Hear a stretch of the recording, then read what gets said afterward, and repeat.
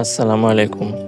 তো আজকের ভিডিওতে আপনাদেরকে দেখাবো যে কিভাবে আমার জন্মেরও আগের একটা শোকেস পরিবর্তন করে ফেললাম। তো এই শোকেসটা আমার জন্মের আগে আমার আব্বা বানিয়েছিল। মানে আজ থেকে প্রায় ৩০ বছর আগে এই শোকেসটা বানানো হয়েছিল। তো দীর্ঘদিন ব্যবহারের ফলে এই শোকেসটা অনেকটা নষ্ট হয়ে যায়। তো এই শোকেসটা এই বছর পরিবর্তনের জন্য প্ল্যান করি। তো প্ল্যান মোতাবেক আমরা চলে যাই প্লাইউড দিয়ে শোকেস বানানোর জন্য। যেহেতু কাঠ দিয়ে শোকেস বানানো অনেকটা ব্যয়বহুল হবে, তো কম খরচে প্লাইউড দিয়ে আমরা একটা রেকের মতো একটা শোকেস বানাই, যেটাতে আমাদের টুকটাক কাচের জিনিস ও কাপড় চোপড় রাখবো।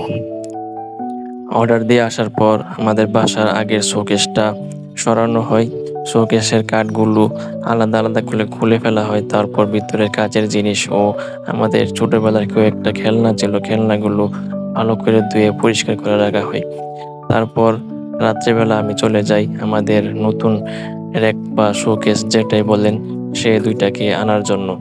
তো দোকানে গিয়ে দেখি যে আমাদের শোকেস দুইটা রেডি, কিন্তু একটাতে কাঁচ লাগানো হয়েছিল না। তারপর শোকেস দুইটা দোকানের সামনে এনে কাঁচ লাগানো হয়। আর এর ফাঁকে দোকানদার, সে আওয়ামী লীগের অনেক বড় ভক্ত। দোকানদার আওয়ামী লীগের এমন বক্তি শুরু করলো যে তার কথাবার্তা শুনে আমার মাথা ব্যথা শুরু করে দিয়েছিল।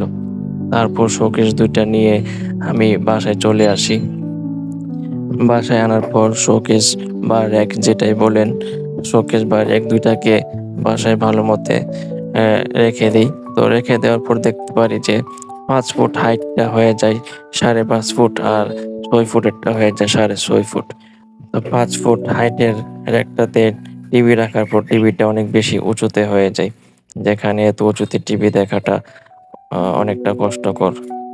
তো প্ল্যান মোতাবেক হয়নি আসলে। যাই হোক, আগের শোকেসটা যেটা নষ্ট হয়ে গেছিল সেটা সরিয়ে নতুন একটা শোকেস বা রেক বানানোর তৌফিক দান করেছেন আল্লাহ, তার জন্য অনেক অনেক শুকরিয়া। তো ভবিষ্যতে এরকম যেন আরো ভালোভাবে ঘরটা সাজাতে পারি বা ভালো বাসা নিয়ে ফার্নিচার জোগাড় করতে পারি, সেই দোয়া করবেন। দেখা হবে পরের কোনো ভিডিওতে। আসসালামু আলাইকুম।